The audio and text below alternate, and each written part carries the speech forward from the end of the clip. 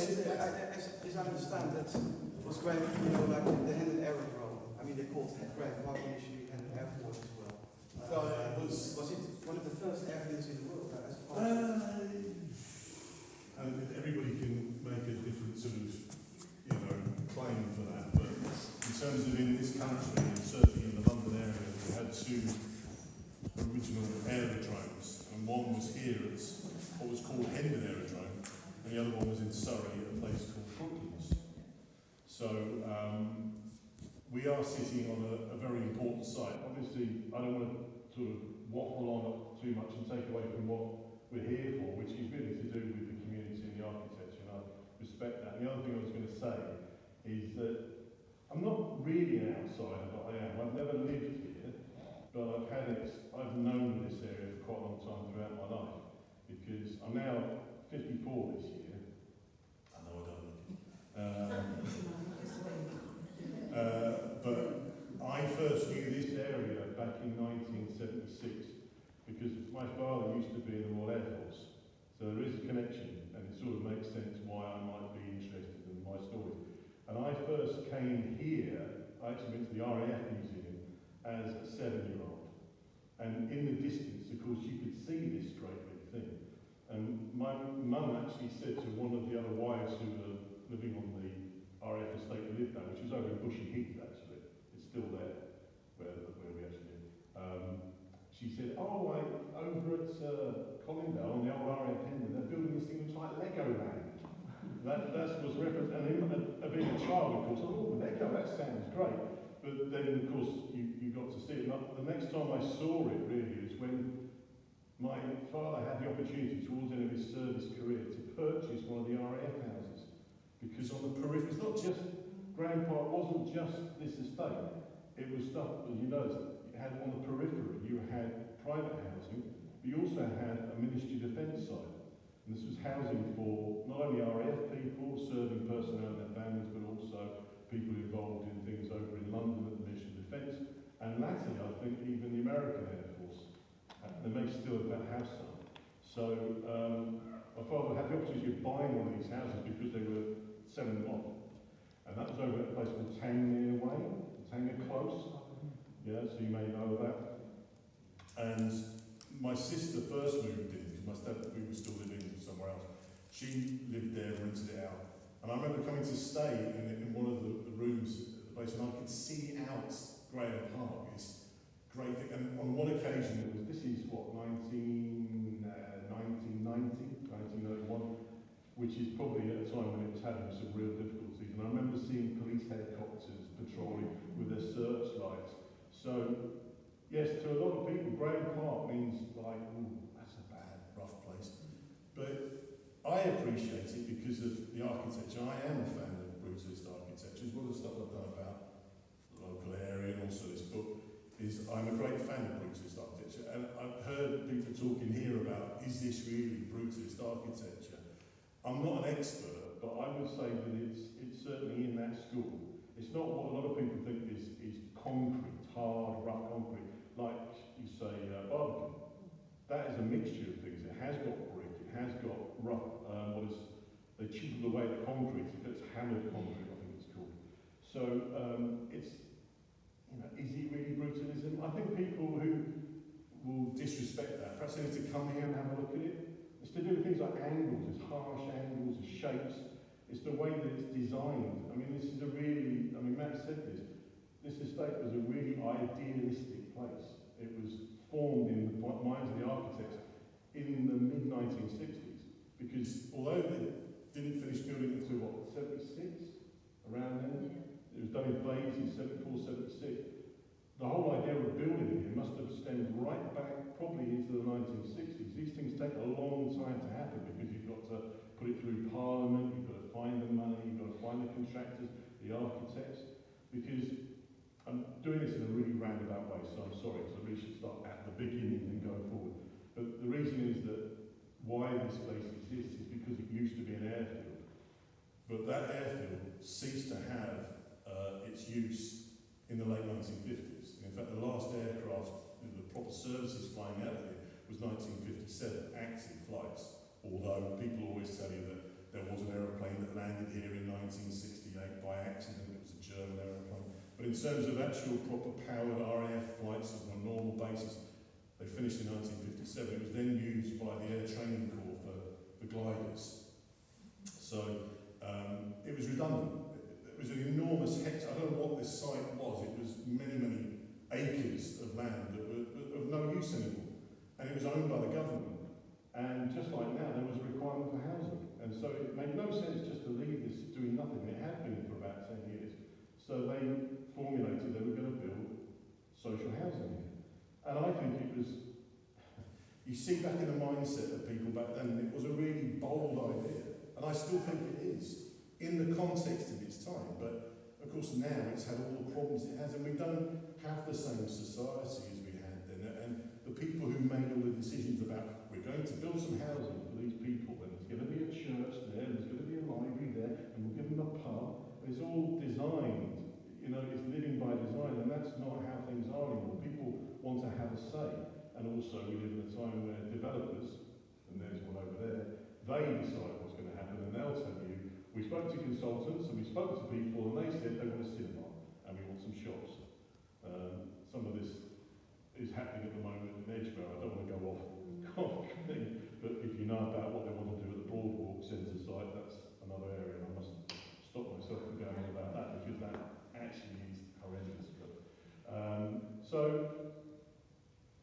I'm just going to backtrack a little bit. I did a book, and this is probably how people know about it. It might have been how Matt found out. Wanted to just sort of organic. I did this book and it came out last October. It's called Flying Up the Edgware Road. And as I said, I did a talk over at Colindale Library in February. And what it's about is the aviation industry, but also Hendon, because that is, if it wasn't for Hendon, you wouldn't have had the aircraft industry, from Kilburn up through to Edgware. And the common link is the Edgware Road, the A5. Yeah? So the picture on the front is in fact the Airco complex, which is basically that there is ASDA now. Okay? And there is one building, still there's two buildings to the library. One, the administration block, which is the B. Chekhov School, and then the brick bit. Base. Is it Ben? Yes. I thought I recognised you. Yes, so obviously it's so far away you can't see all this, so I'll leave that there. So that's what I decided to do this book, and then I'd done a book before about London's industrial heritage. So I have an interest because my father was in the RAF. I'm also interested in the aviation industry. By rights, this shouldn't be called Grahame Park Estate. If you wanted to be formal about it, it would be called Edgecombe Park. Because the very first person to fly from here was a gentleman called Kennel Edgecombe. It's quite an unusual name. He had, with his partner, Mr. Everett and Edgecombe, they had a factory making dials and instruments and early electronics, basically, over on Colindale Lane. And Mr. Edgecombe had become fascinated with flight. So this is around about 1908. He's decided he's going to build his own aeroplane, which back in 1908, considering the fact the first flight was 1903, I think it was, the Wright brothers. That was quite a bold thing to do. But he obviously was a technical man, so he looked for an area of land that he could start flying his aeroplane. And he found this area of rough pasture at the end of Colindale Avenue. Now, Colindale Avenue was actually quite new then. It didn't exist, the whole length of it. If you have a look at the 1900 Ordnance Survey map, it doesn't exist at all. The only reason why it exists is its original stem was the London Asylum, which is now where you have the public health. They keep changing the name of it. It's where all the stuff, you know, all the BOVs were working on, you know, COVID solutions and stuff like that. But it was originally the London Asylum. It was put right outside in what was Middlesex countryside, because that's what it was before it became London. And you had Asylum Road. Now, I only know this from a talk that Hugh Petrie did at Colindale Library. I didn't know about this. It just basically, they put a road in that would go to the asylum, and it stopped there. And then a property developer, I can't remember his name now, he then decided he was going to build some houses. And also there was a factory built, which was a leather trunk factory making cases and stuff. So this is all happening within a 10-year period, that you have a road put in for an asylum that's been built in 1890, whatever it was, 85, an extension, some houses built, which is basically you get up to about Booth Road, is where those houses sort of stopped. There's a picture here, again with the Grahame Fair, so you can pass it around. This is one of the earliest pictures that I can find to put in the book. And this is about 1910, and you'll be able to see the houses. This is the end of Booth Road. And this was the very first building that was built on this site, and it was a wooden shed. And it was a wooden shed that was built for Mr. Edgecombe, so that he could put his aircraft in there at night. Of course, at the cost, I'm sure you've seen that before. So he had a shed built so that he could build this aircraft, which was given the name of the Grasshopper, and it was called the Grasshopper because it never got any higher than, you know, a top blade of grass. And it was a very interesting thing for local people who came in to see this guy, this crazy guy with his flying machine. He didn't really have any success with it, but this shed and this area where you could fly aeroplanes became known to several people. And one of them was a gentleman called Claude Grahame White. And that, you know this, I'm sure many of you know this and you've seen it from all the blurbs, that's where Grahame Park gets its name from. It's not Claude Grahame Park. I used to think to myself, why, if you're going to call it Grahame Park, you're going to put an E on the end of Grahame, because people never, is it with an E on the end or not, you know? Why did you call it Claude Grahame Park? But I believe it was because it was done as a, what should we call this place? And they put it to the local public, and the name came as Grahame Park. Because it was parkland, that's how they designed it. There's not much of it left now, but it was in open park. When you see the pictures on the other side of the wall through there, you'll see that it was this incredible open space because it was an airfield. It was a huge expanse of flat land. So I'm back to the forwards here. Claude Grahame White basically takes this piece of land and he makes it into one of London's, well, it was called the London Aerodrome. So this is from 1910. And he opens this thing up and more sheds are built, which are called hangars, to give them their proper name. And it became a place where people came to see the early aviators. And some of the most famous names in aviation used to fly their aircraft from here. There were some of the first examples of things like the first parachute flight took place here. One of the first women to actually do an unsupervised, without any male help, flight from Hendon. So a whole lot of things, people flying loop the loop. And people used to come far and wide to see the exhibition days when they used to fly. But then the First World War happened, and because this was a useful place near London, just on the Edgware Road, so you could just drive up from London, it became bought by somebody, well, they took over the Royal Naval Air Service, which is the early version of the RAF, and they did training for pilots here, because they needed to train as many pilots to fly these aircraft in the First World War. So it was done for those purposes, plus also there were aircraft factories that had set up. On Aerodrome Road there was the Grahame White Company, which was owned by Claude Grahame White. He started building aircraft, and up on the Edgware Road, which I mentioned, Airco, they were one of the bigger ones. They built there. In Cricklewood you had Handley Page, which is a name that some of you may be familiar with. You can read all about it in my book. There's a block called Handley Page, isn't there, in Grahame Park?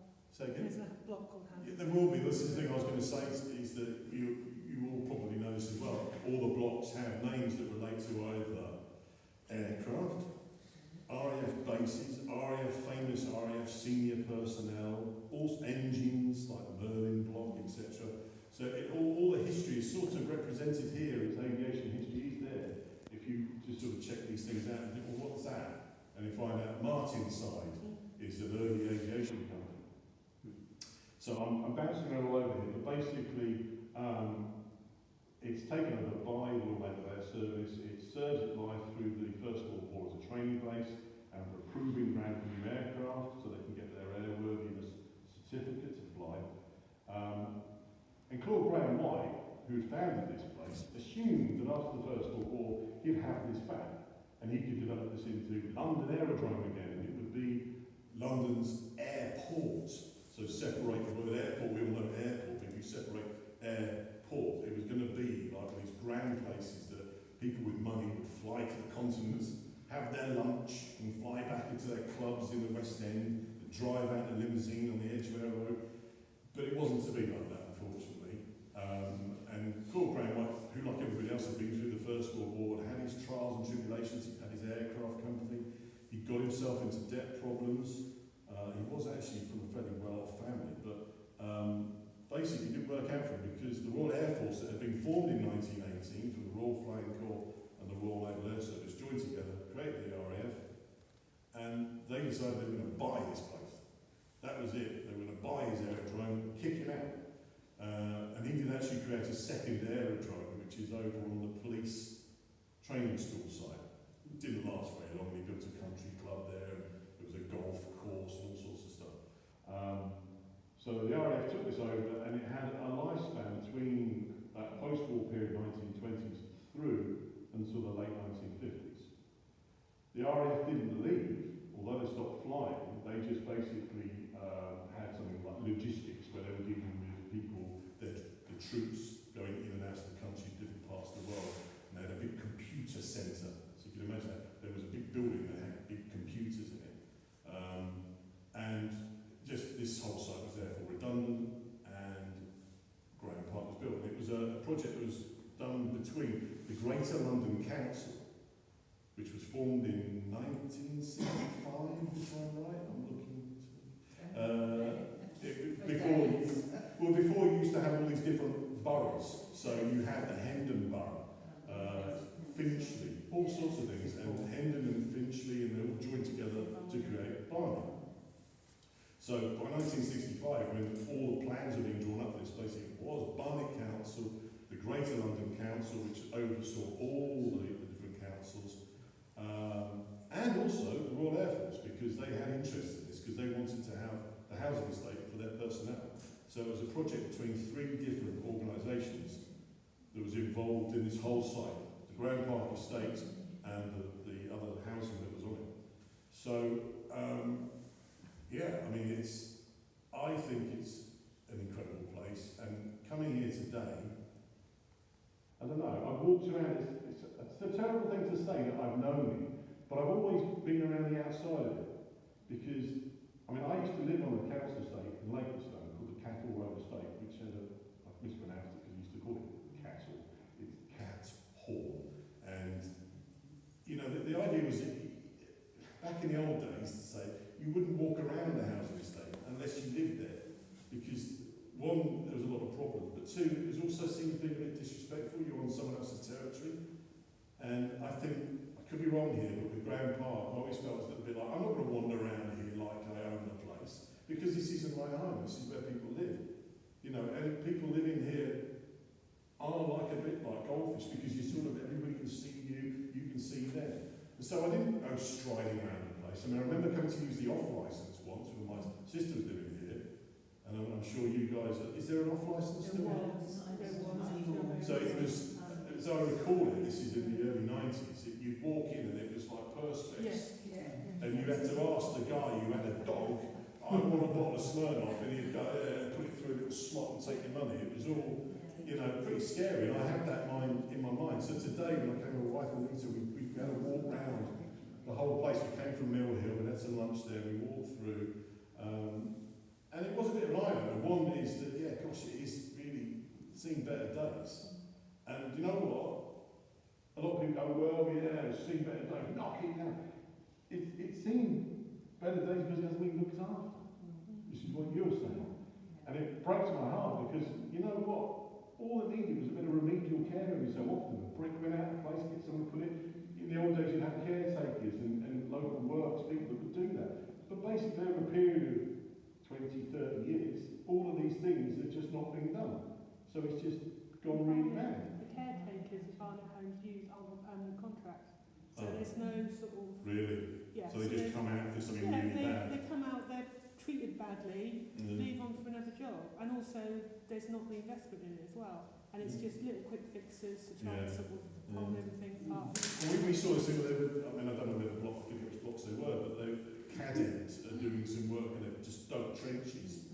And it's all full of water. And it's just like, right, how long is that going to be like that for?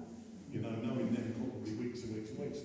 So it does break my heart because I do think that this place, if given the right opportunity, could really still be a great place, like the Barbican. The only reason why the Barbican, which was built at a very similar time, with the same ideology, and it was supposed to be affordable housing, I believe, but it didn't happen that way because now you need a ton of money to live there. Yeah, so it is that it was looked after because it was the Corporation of London. They had buckets and buckets of money. And you know, and it looked like they got an art centre there. The ironic thing is, I live in one of the new green blocks, which was originally marketed not as Grahame Park, but New Hendon Village, which was just hilarious. I mean, come on, it's old Grahame Park. But the standard of the flats, I mean, my flat is 10 years old, it's falling apart. Yeah. The standard of the building is appalling. And what really broke my heart, I remember, was walking down the park, and it's when they were knocking down Nimrod and Nighthawk and all that. They're smashing it through with a sledgehammer. And at that point, these ones were sort of marked as unsafe, the new ones, because of the cladding. And I was like, they're knocking down these fine houses with loads of storage space, and the ones built to replace them are falling down and they're not fire safe. They were built to a high standard. Yeah.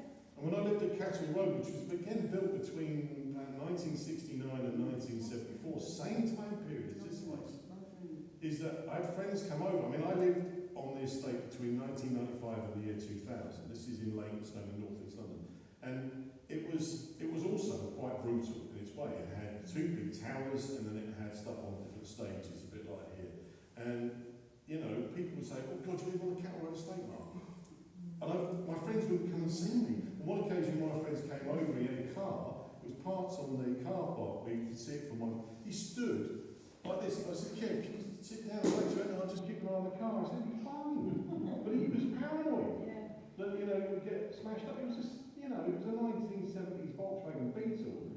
It wasn't a good one either. So it's like, there's always preconceptions, but my friend said, you know, one of them said, you know, Mark, you will probably never live in a place as good as this ever again. You want to enjoy this. I was there for 5 years because I was the last person in that flat and they knocked it down.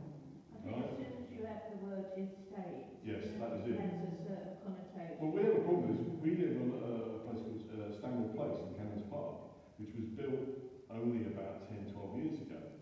Now, I call it an estate. But then you sort of change, oh, it's a development. We'll call it Stanmore Place. Because you can call it estate. Well, but anyway. I can remember, you just jogged the memory.